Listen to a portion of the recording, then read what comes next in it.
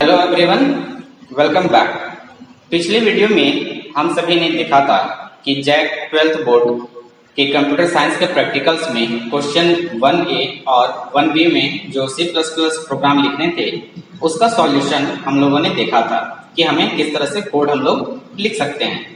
इस वीडियो में मैं आप सभी को आगे के क्वेश्चंस डिस्कस करूंगा, ग्रुप ए का, सेक्शन ए का, जो कि बचा हुआ है, क्वेश्चन सी और डी। ठीक है, तो क्वेश्चन सी में था हम लोगों को C++ प्रोग्राम के थ्रू सिंगल इनहेरिटेंस के कॉन्सेप्ट को शो करना था। ठीक है, तो चलिए सबसे पहले हम लोग जानते हैं कि सिंगल इनहेरिटेंस किसे कहते हैं। ठीक है, सपोज आपके पास कोई एक बेस क्लास है। ठीक है, सपोज ये आपका बेस क्लास है और इस क्लास से डिराइव करके आप कोई और एक क्लास बनाते हैं। ठीक है, अगर हमारा ये डिराइव्ड क्लास है, ठीक है, तो बेस क्लास से डिराइव करके जो हम लोग सेकंड क्लास को बनाते हैं डिराइव्ड क्लास, तो ये जो कॉन्सेप्ट है ये हमारा होता है सिंगल इनहेरिटेंस। मतलब हम लोग बेस क्लास हमारा एक है, उससे हम लोग जो डिराइव करके अनदर क्लास क्रिएट कर रहे हैं, उसके प्रॉपर्टीज को इनहेरिट कर रहे हैं, that is known as a single inheritance. तो इसी कॉन्सेप्ट को हम लोगों को क्या करना है, क्वेश्चन 1C में शो करना है बाय यूजिंग C++ प्रोग्रामिंग। ठीक है, तो चलिए हम लोग देखते हैं कि कोड उसके लिए कैसे लिख सकते हैं। ठीक है, सबसे पहले आपको क्या करना होगा कि हेडर फाइल हम लोग इंक्लूड करेंगे। C++ header file has include IOStream। ठीक है, यूजिंग नेम स्पेस std। तो हम लोगों ने हेडर फाइल इंक्लूड कर लिया अपने प्रोग्राम में। नाउ यहां पर हम लोग देख रहे हैं कि हमारा एक बेस क्लास होगा सिंगल इनहेरिटेंस में, राइट। तो उसके लिए क्या करना होगा, हमें क्लास को डिफाइन करना होगा। तो सपोज मैं डिफाइन करता हूं क्लास बेस। ठीक है, यहां पे मैं क्लास नेम जो है कि बेस दे रहा हूं। आप कोई भी यहां पर नेम दे सकते हैं, क्लास एक्स, क्लास वाई, या फिर और भी जो आपको इच्छा हो। ठीक है, उसके बाद ओपनिंग ब्रेसेस, उसके बाद जो कि मैं यहां पर डिफाइन करता हूं पब्लिक, और इसके अंदर जो है कि मैं पब्लिक एक्सेस स्क्वायर के अंदर जो है कि मैं एक वेरिएबल डिक्लेयर करता हूं int x। ठीक है, इसके बाद मैं एक फंक्शन लिखता हूं void read। ये हमारा फंक्शन है जो कि क्या करेगा, वैल्यू रीड करेगा, inter the value of x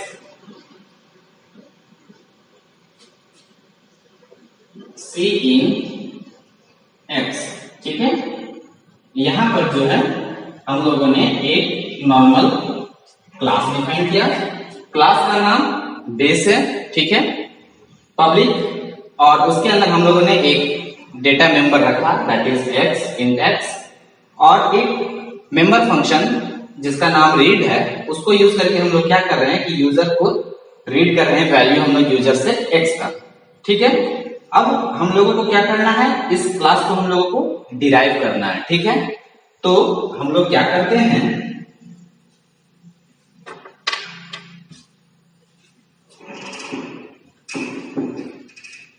हम लोग यहां पर जो डिराइव्ड क्लास है उसको सपोज हम लोग नेम देते हैं डिराइव। ठीक है, उसके बाद हम लोग किस वे से हम लोग इसको डिराइव करना चाहते हैं, आइदर पब्लिक या फिर प्रोटेक्टेड पब्लिक बेस की। ठीक है, class derive public base class को हम लोगों ने यहां पर इनहेरिट कर लिया। उसी तरह से फिर से यहां पे ओपन करेंगे हम लोग, और उसके बाद यहां पर और एक वेरिएबल हम लोग लेते हैं। ठीक है, जिसमें हम लोग int y एक और वेरिएबल यहाँ पर डिक्लेयर करते हैं। यहाँ भी और एक फंक्शन लिखते हैं void get data। Member function हो गया cout enter value of y। क्या करते हैं हम लोग, यूजर से हम लोग यहाँ पर y का वैल्यू रीड करवाते हैं। ठीक है, इसके बाद और एक एडिशनल फंक्शन हम लोग यहाँ पर लिखते हैं void add।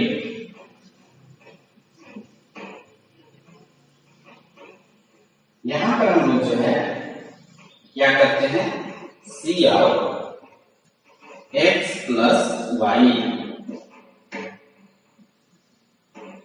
और यहां पर हम लोग क्लास को फिनिश करते हैं। ठीक है, यानी हम लोगों ने क्या किया, क्लास डिराइव पब्लिक बेस। ठीक है, उसके बाद public int y void get data, यहां पर हम लोगों ने y का वैल्यू रीड किया। उसके बाद void add cout x plus y, यहाँ पर जो है एड फंक्शन के अंदर दोनों वेरिएबल x और y का जो वैल्यू है उसको हम लोग प्रिंट कर रहे हैं कि इसका वैल्यू क्या होगा। ठीक है, तो ये हम लोगों का इंग्रेडिएंट्स हो गया, यानी यहाँ पर बेस क्लास, यहाँ पर डिराइव्ड क्लास। अब हम लोग क्या करते हैं कि हम लोग मेन फंक्शन लिखते हैं, जहां से जो है हम लोग क्या करेंगे, इन फंक्शंस को कॉल करेंगे। तो चलिए यहां पर मैं लिखता हूं void main। ठीक है,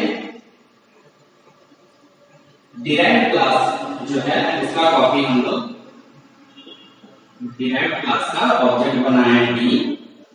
ठीक है, और सबसे पहले हमको किसका वैल्यू चाहिए, x का, तो हम लोग क्या लिखेंगे, d डॉट रीड फंक्शन को कॉल करेंगे। d डॉट रीड फंक्शन को यहां पे कॉल किए। उसके बाद रीड फंक्शन कॉल कर लिए, फिर हमें इसको कॉल करना है गेट डेटा को। तो यहां पर जो है d dot gate data, gate data function को ही कॉल कर दिया। फाइनल हम लोग को क्या चाहिए, आउटपुट, तो हम लोग किस फंक्शन को कॉल करना होगा, d डॉट एड, यहां पर फंक्शन को कॉल कर देंगे हम लोग। ठीक है, फाइनली हम फंक्शन को, मेन फंक्शन को क्लोज कर दिए। ठीक है, तो ये हमारा हो गया कंप्लीट प्रोग्राम, राइट। तो चलिए एक बार फिर से देखते हैं हम लोगों ने क्या किया है कि यहाँ पर has include IO stream using namespace study, header file add कर दिया। ठीक है, प्रोग्राम्स का जो है एग्जीक्यूशन स्टार्ट होता है, तो सबसे पहले जो है कि हम लोग यहाँ पर आते हैं मेन फंक्शन में। तो मेन फंक्शन में आते हैं, उसके बाद यहाँ पर क्या देखते हैं कि डिराइव्ड डी, यानी हमारा जो क्लास हम लोगों ने ऑलरेडी डिफाइन किया है बेस और डिराइव्ड के नेम से, तो इस डिराइव्ड क्लास का क्या होगा, ऑब्जेक्ट बनेगा किस नेम से, डी नेम से। ठीक है, उसके बाद यहाँ क्या किया हम लोगों ने, डी डॉट रीड फंक्शन को कॉल किया है, यानी कहां पे होगा, रीड फंक्शन हमारा क्या है, यहाँ पर है, यानी कॉल यहाँ पे आ गया। क्या आएगा यहाँ पे, cout enter the value of x, यानी सपोज अगर हम लोग करते हैं कि ये हमारा कंसोल है। ठीक है, यहाँ पे आएगा inter the value of x, और यहाँ पे वेट करेगा। सपोज मैं यहाँ पे वैल्यू कितना दे रहा हूँ, एंटर कर रहा हूँ 10, यानी मैं यहाँ पे 10 एंटर किया, तो हमारा x का वैल्यू कितना हो गया, अभी x इक्वल टू 10, x में हम लोगों का 10 स्टोर हो गया ना। इसके बाद यहाँ पर जो है सेकेंड फंक्शन हम लोग कॉल क्या कर रहे हैं, d डॉट गेट डेटा। तो d डॉट गेट डेटा कहाँ पे है, हम लोगों का गेट डेटा फंक्शन यहाँ पे है, और उसके बाद क्या है, cout enter value of y, यानी फिर यहाँ पर जो होगा प्रिंट होगा इंटर वैल्यू ऑफ y। ठीक है, वैल्यू ऑफ y एंटर होगा। सपोज हम लोग यहाँ पर एंटर करते हैं 20, तो अभी हम लोगों का वैल्यू जो है एंटर हम लोगों ने यहाँ क्या किया 20, तो हमारा y का वैल्यू क्या हो जाएगा, यहाँ पे y का वैल्यू अच्छा हो गया 20। फाइनली हम लोग क्या कर रहे हैं, गेट डेटा हो गया, रेट हम लोगों ने डिटेक्ट कर दिया। लास्ट में हम लोगों ने किसे कॉल किया है, d डॉट एड फंक्शन है। ठीक है, हमारा एड फंक्शन कहाँ पे है, यहाँ पे हमारा एग्जीक्यूशन फ्लो यहाँ आ गया d डॉट एड में। तो यहाँ पे क्या मिल रहा है, x प्लस वाई, सी आउट x प्लस वाई। तो हम लोगों के पास x का वैल्यू क्या था 10 और y का वैल्यू कितना था 20, यानी x प्लस वाई हम लोगों को जो रिजल्ट मिलेगा वो जाएगा 30। ठीक है, तो इस तरह से जो है हम लोग यहाँ पर फाइनली एग्जीक्यूट करके हमारा जो फाइनल रिजल्ट होगा वो आउटपुट हमारा आएगा 30। ठीक है, तो इस तरह से हम लोगों का कंप्लीट सेट ऑफ कोड जो है कि रन करेगा और हम लोगों का ये प्रोग्राम जो है फाइनली प्रिंट हो गया। तो यही जो है हमारा इस क्वेश्चन 1C का लॉजिक था और इस क्वेश्चन में इस तरह से हम लोगों को यहाँ पर फाइनली वैल्यू प्रिंट करना था। ठीक है, तो ये है सिंगल इनहेरिटेंस का एक एग्जांपल जिसको हम लोग एग्जाम में लिख करके शो कर सकते थे। फाइन ना, चलिए हम लोग देखते हैं अगला क्वेश्चन। अगला क्वेश्चन क्या था, अगला क्वेश्चन है write a program in C++ to enter any 10 integers in 1D array and display the total sum of those digits। Okay, यानी हम लोगों को एक C++ प्रोग्राम लिखना है जिसके थ्रू 1D array में 10 वैल्यू को एंटर करवाना है और 10 array का जो वैल्यू होगा उसको सम प्रिंट करना है।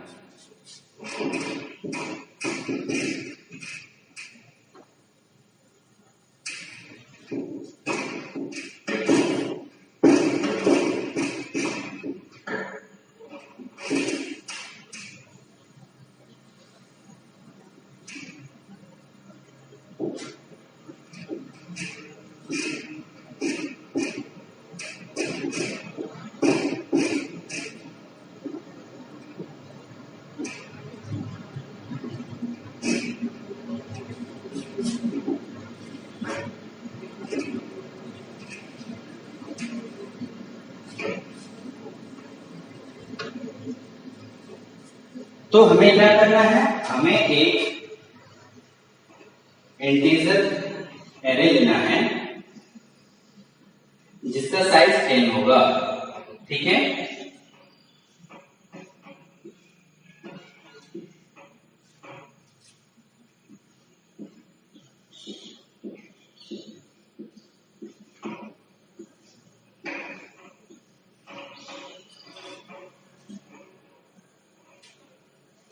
यानी इस तरह से सपोज इस एरे का नाम जो है हम लोग A डबल R रखते हैं। ठीक है, एरे का नाम हमारा हो गया ARR, इंडेक्स स्टार्टिंग फ्रॉम 0 से लेकर के 9 तक। तो आप यहाँ पर देख सकते हैं 1 2 3 4 5 6 7 8 9 10, यानी इसका साइज कितना है 10 है। तो हमें क्या करना है, इस क्वेश्चन में C++ प्रोग्राम लिखना है जो कि इस एरे के लिए 10 वैल्यू रीड करेगा, उसको स्टोर करेगा, स्टोर करके जो भी वैल्यू यहाँ पर एंटर होंगे उनका जो है सम फाइंड आउट करना है। ठीक है, तो सबसे पहले क्या करना होगा, हम लोगों को हेडर फाइल प्रोग्राम में ऐड करना होगा, यानी हैज इंक्लूड आईओस्ट्रीम। ठीक है, यूजिंग नेम स्पेस एसडी, इसके बाद इन मेन फंक्शन। ठीक है, तो सबसे पहले हम लोग क्या करेंगे, हमें एरे का डिक्लेरेशन का इन ARR कितना साइज चाहिए इसका 10। ठीक है, साथ ही साथ यहाँ पर आप देख रहे हो कि हमें लूप में मूव करना है, यानी हमें एक वेरिएबल भी चाहिए होगा जिसको हम लोग मूव करेंगे, तो सपोज हम लोग उसको आई यूज करते हैं। उसके बाद हमें क्या करना है, स्टोर रखना है वैल्यू को। तो एक सम वेरिएबल भी यूज करेंगे जहां पर हम लोग स्टोर रखेंगे टोटल सम को। तो ये हमारे वेरिएबल्स हो गए फॉर द टाइमिंग जो रिक्वायर्ड है ना। सबसे पहले क्या करना होगा, हमें रीड करना होगा वैल्यूज को, ठीक है। तो हम लोग क्या करेंगे, यहाँ पर लूप लिखते हैं जिसके थ्रू जो है हम लोग यूजर को इंटर करने बोलेंगे एलिमेंट्स। तो for i equal to 0, i is less than 10, i plus plus, ठीक है। C out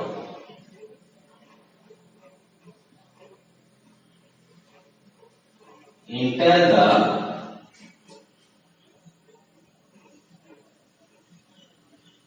value of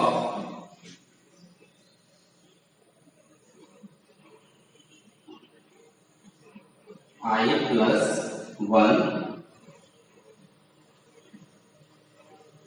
element।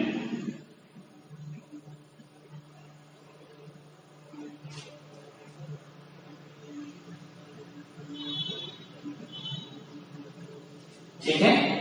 अब यहां पर सी इन कहां प्रस्तुत करेंगे, एरे का इंडेक्स में, आई। फाइनली ये हो गया, ठीक है। यहां से हम लोगों ने क्या किया, एरे में एंटर करवा लिया। अब जो है एक और लूप होगा for i equal to 0, i less than 10, i plus plus, ठीक है। यहां पर sum equal to sum plus ARR of i, ठीक है।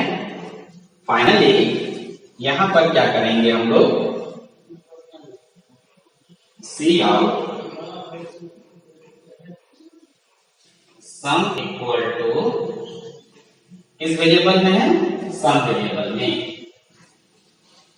ठीक है। उसके बाद यहां पर रिटर्न 0 और फाइनली क्लोजिंग ब्रेसेस, ठीक है। तो ये हमारा कोड होगा, फाइन। तो चलिए हम लोग इसको एक एक करके एग्जीक्यूट करके देखते हैं कि कोड हमारे रिक्वायरमेंट के अनुसार प्रॉपर्ली वर्क कर रहा है या नहीं। तो सबसे पहले आप यहाँ पर देखिए कि क्या है, int ARR 10, ठीक है, i सम इक्वल टू 0, यानी हमारा ARR 10 साइज का एक एरे बन गया। साथ ही एक यहाँ पर हम लोग i नाम से जो है एक वेरिएबल यूज किए हैं, ठीक है, और एक वेरिएबल यूज किए हैं सम, जहां हम लोगों का स्टोर है वैल्यू 0, ठीक है। अब हम लोग आते हैं यहाँ पे for i equal to 0, i less than 10, i plus plus, C out enter the value of i plus 1, यानी यहाँ पर स्टेटमेंट क्या आएगा, C out enter the value of 0 plus 1 first element. तो फर्स्ट एलिमेंट के लिए इंटर करने के लिए मैसेज आएगा, फिर C in ARR of i। मान के चलिए कि जो फर्स्ट इटरेशन हो रहा है, जब i का वैल्यू 0 है, उस समय यहाँ पर एंटर हम लोग किए सपोज 10, ठीक है, 10 एंटर किए। तो ये 10 एंटर किया तो ये कहां पर स्टोर होगा, सी in ARR of i, ARR of i। तो i का वैल्यू कितना है, 0, तो कहां स्टोर होगा, यहाँ। तो यहाँ पे आ गया हम लोगों का 10, ठीक है, i प्लस प्लस, तो i का वैल्यू 1 हो गया, ठीक है। फिर से जो है क्या करना है, फिर से सी देखेंगे हम लोग, सी इन ARR i, यानी सेकेंड टाइम सपोज अगर हम लोगों ने दिया 20, तो i का वैल्यू 1 है, यहाँ पे आ जाएगा 20, फिर जब i का वैल्यू 2 होगा, हम लोग सपोज एंटर करते हैं 30, तो ARR में आएगा 30। इसी तरह से i का वैल्यू हम लोग कहां पर जाएगा, i लेस देन 10, ठीक है, यानी लेस देन 10 मतलब i का वैल्यू 9, i का वैल्यू जब तक 9 है वहां तक हमारा यह लूप एग्जीक्यूट करेगा। तो सपोज हम लोग लेते हैं कि यह एग्जीक्यूट करके इस तरह से हम लोगों ने वैल्यू दिया यहाँ पर, और हमारा यह एंटर वैल्यू हो गया, यानी इस लूप तक हम लोगों ने क्या किया, वैल्यू को एंटर करवाया एरे में। फाइन, जैसे ही यहाँ पर हमारा i का वैल्यू 9 होता है, ठीक है, उसके बाद जब इंक्रीमेंट होगा तो क्या होगा, यह वैल्यू 10 हो जाएगा, यानी i less than 10, 10 less than 10 no, false हो जाएगा। तो हमारा एग्जीक्यूशन इस सेकंड लूप में आ जाएगा। जैसे ही इस सेकंड लूप में आएगा तो यहाँ पर जैसे ही एंटर करेगा तो यहाँ पर क्या हो रहा है, for i equal to 0, i कहां से स्टार्ट हो जाएगा, फिर से यहाँ से 0 से स्टार्ट हो जाएगा, ठीक है, 0 से sum equal to sum plus ARRi, यानी sum equal to sum plus, तो अभी हम लोगों का कितना है, सम में वैल्यू 0 है, तो 0 प्लस ARRi मतलब i का वैल्यू 0 है, तो 0 में यहाँ पे क्या है, इंडेक्स में 10, तो 0 प्लस 10, फाइनली हमारा सम क्या हो जाएगा, यहाँ पर रिप्लेस होकर 10 हो जाएगा, ठीक है। उसी तरह से जब i का वैल्यू 1 हो जाएगा तो फिर से हमारा यहाँ पर एग्जीक्यूट करेगा sum equal to sum plus ARR of 1, यानी सम में हमारा कितना वैल्यू है, 10 है, ARR ऑफ 1 में कितना वैल्यू है, 20, यानी 10 प्लस 20, तो सम कितना हो जाएगा हम लोगों का 30। इसी तरह से क्या होगा, सेकेंड लूप भी हम लोगों का एग्जीक्यूट करेगा up to i less than 10, ठीक है। उसके बाद फाइनली जब यह लूप कंडीशन फॉल्स हो जाएगा तो इस लूप के बाहर आ जाएंगे हम लोग यहाँ पर, और यहाँ पर क्या स्टेटमेंट है, C out some equal to, तो फाइनली हमें क्या मिलेगा, रिजल्ट सम इक्वल टू, तो टोटल जितना भी इस एरे का एलिमेंट का सम होगा वो हम लोगों का यहाँ पर वैल्यू प्रिंट हो जाएगा, ठीक है। तो यह एक मेथड था जिसके थ्रू हम लोग प्रोग्रामिंग को जो है यहाँ पे कर सकते थे, ठीक है। तो आशा करता हूं कि आपको यह कोड समझ में आ गया होगा। फाइनली आप यहाँ पर देख रहे हैं कि हम लोग यहाँ पर क्या यूज किए हैं, 2 फॉर लूप यूज किए हैं, ठीक है। तो ये हम लोगों ने मेथड 1 देखा, ठीक है, जिसमें हम लोग 2 फॉर लूप यूज किए हैं। इस कोड को अगर हम लोग और छोटा करना चाहें तो वो भी हो सकता है। उसके लिए क्या करना होगा, एक लूप हम लोग रिमूव कर देंगे, यानी केवल इसी लूप से हम लोग इस प्रोग्राम को लिख सकते हैं। कैसे, वो मैं दिखाता हूं, चलिए। तो यहां मैं क्या करता हूं, इस सेकेंड फॉर लूप जो है मैं इसको रिमूव कर देता हूं। यहां पर रिमूव मैंने इसको कर दिया मेथड को मैं। यहां पर मैं क्या करूंगा, जिस समय मैं वैल्यू को, एरे के वैल्यू को रीड कर रहा हूं, उसके बाद यहां पर क्या करते हैं हम लोग, जैसे ही रीड करेंगे उसी समय इसको हम लोग एडिशन कर सकते हैं, यानी sum equal to sum plus ARR of i, ठीक है। इट मीन्स क्या होगा, हम लोगों का इस कंडीशन में एक ही लूप यूज होगा। जैसे ही हम लोग यहाँ पर ARRi का कुछ वैल्यू एंटर करेंगे, फॉर एग्जाम्पल सपोज अभी हमारा i का वैल्यू फर्स्ट इक्वेशन में 0 है, तो पहला एलिमेंट हम लोग 10 एंटर किए, ठीक है, 10 एंटर किए, क्या हो गया, sum equal to sum plus ARR of i, मतलब सम में 0 था तो 0 प्लस 10, यानी सम का वैल्यू अभी 10 हो जाएगा, ठीक है। i प्लस प्लस i का वैल्यू अगर 1 हो गया, उसी तरह से फिर किया C in ARRi, suppose user ने एंटर किया 20, तो यहां पर क्या होगा, sum equal to sum plus ARRi, यानी 10 पहले से था प्लस 20, तो सम का वैल्यू आपका कितना हो जाएगा, 30। इसी तरह से क्या होगा, लूप इटरेट करते जाएगा जब तक कंडीशन ट्रू होता है, ठीक है। और इसी तरह से हम लोग सम में हमारा वैल्यू स्टोर होते जाएगा, ठीक है। फाइनली जैसे ही लूप का एग्जीक्यूशन ओवर होगा, हमारा टोटल सम का भी वैल्यू एक साथ में कैलकुलेट हो गया। तो फाइनली क्या करेगा यहाँ पर सी आउट सम इक्वल टू सम। तो इस तरह से हमें फाइनली सम का वैल्यू जो है वो प्रिंट मिल जाएगा। यानी एक लूप यूज करके भी हम लोग इस प्रोग्राम को लिख सकते हैं और प्रिंट करवा सकते हैं। ओके, तो इस वीडियो में फिलहाल बस इतना ही। तो आशा करता हूं कि ये दोनों क्वेश्चंस जो हैं आप लोगों को समझ में आ गए होंगे। साथ ही साथ मैंने इस प्रोग्राम का सोर्स कोड भी अवेलेबल कर दिया है वेबसाइट में, जिसका लिंक जो है मैंने डिस्क्रिप्शन में दिया हुआ है। आप उस वेबसाइट से भी जाकर के इस सोर्स कोड को, दोनों सोर्स कोड को जो है कि आप लोग डाउनलोड कर सकते हैं। और जो हम लोगों ने अभी 3 प्रोग्राम देखा, तीनों प्रोग्राम को रन करके एग्जीक्यूट करके उसके आउटपुट को आप लोग चेक करके देख सकते हैं। और किसी भी स्टेप में अगर आप लोगों को कहीं पे भी कोई कंफ्यूजन होगा तो आप उस अपने क्वेश्चन को कमेंट बॉक्स में मेंशन करें ताकि हम उसको रिप्लाई कर सकें। तो फिलहाल इस वीडियो में बस इतना ही। हम लोग नेक्स्ट वीडियो में जो ग्रुप बी के क्वेश्चन हैं प्रैक्टिकल्स एग्जाम के, उस क्वेश्चन को डिस्कस करेंगे। Thank you.